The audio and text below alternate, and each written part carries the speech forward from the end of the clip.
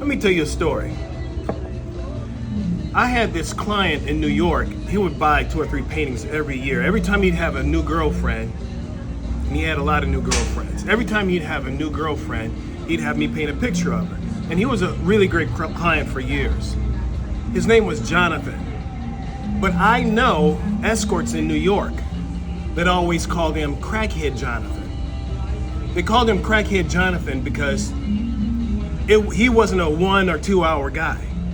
He was the kind of guy you would go there and stay all night. You know what I mean? And that's what young ladies in New York in that business, that's what they prefer. But he was in a lot of pain. His mother had cancer.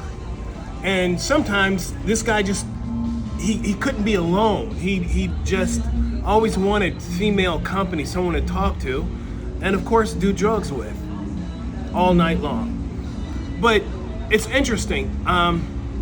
He had a business and he was trying to sell his business in California, Silicon Valley.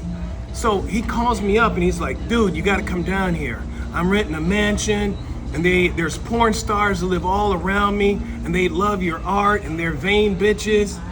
And I was like, dude, no fucking way. I'm not going down. I'm staying away from there. No way. But guess what happened? He ended up selling his business. He went to rehab. He met a Jewish girl in rehab. They got married, and that was the last anybody seen or heard of Crackhead Jonathan. He got the money, wife, the family, and turned his whole life around. True story. Because of a Jewish girl. True story. Wow.